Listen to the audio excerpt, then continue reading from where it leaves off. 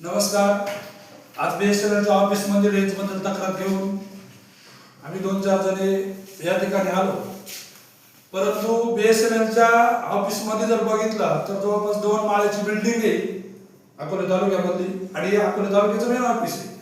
तर या main office मध्ये एवढी बिल्डिंग मिळून फक्त एकच कर्मचारी आम्हाला भेटला या ठिकाणी आणि कर्मचाऱ्याची तक्रार 4 जण असताना रेंज बद्दल समस्या विचारित असताना असं लक्षात आलं का ज्यावेळेस साहेबांना विचारलं तर साहेब आमच्याकडे वारंवार रेंज गायब होते आणि याचं परमनंट सोल्युशन काय निघालं तर साहेबांचं म्हणणं असं आलं का जाणून बुजून कोणीतरी काहीतरी करतंय आणि हे काहीतरी झाल्यामुळं 2-4 दिवस रेंज गायब होते आणि जर तुम्हाला जर याचं परमनंट सोल्युशन घ्यायचं असेल तर तुम्ही नगरला जा किंवा लेखी तक्रार करा, ग्रामपंचायतीची याच्यावर लेटर हेडवर तक्रार करा का आमच्याकडे असा प्रॉब्लेम आहे आणि तुम्ही इथून नगरला तक्रार करा. आमचं म्हणणं एकच आहे का ह्या बीएसएनएल कंपनीला ही काही मेयरमार्गी करते किंवा काही उपकार करते असं काहीच नाही. आम्ही महिन्याच्या महिन्याला बॅनर्स भरतो,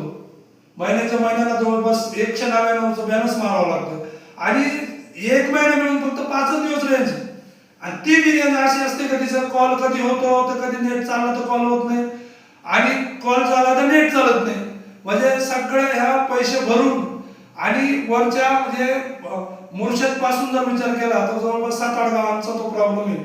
आणि 7-8 गावामध्ये तर आमचं एक तुम्हाला उदाहरण देतो का आमच्या गावामध्ये 2011च्या जनगणनेनुसार जवळपास 7.5 लोकसंख्या आहे. आजच्या घडीला जर बघितली तर 1000च्या आसपास असेल तर 1000 लोकसंख्या जरी असेल तरी 500 मोबाईल जरी धरले साधारण जास्त असतील पण एक उदाहरण देऊ 500 मोबाईलचा जर 200 रुपयाला जर बॅनर जर धरला तर 1 लाख रुपये महिन्याला जातात आणि 1 लाख रुपये जातात. 1 लाख रुपये जात असताना एकही रुपया ते माणसाला भेटत नाही आणि ह्या बीएसएनएल कंपनीची इतकी दयनीय अवस्था आहे का त्यांना कर्मचारी पण नाही त्यांच्याकडे आणि एवढे पैसे काय करतात ते आणि फक्त एक आदिवासी समाजाची 100% लूट होते याच्यावर कोणी बोलायला तयार नाही आणि तक्रार जर करायची ठरली तर तुम्हाला नगरला जावं लागेल. म्हणजे तुमच्या अकोल्यात कोणी तक्रार घ्यायला माणूसच नाहीये, एकच माणूस आहे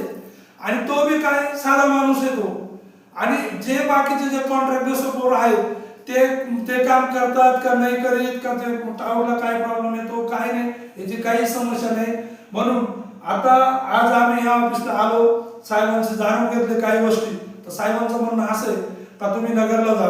नगरला तक्रार करा, काही जे काही रिसर असेल ते तुमचं होईल तिथं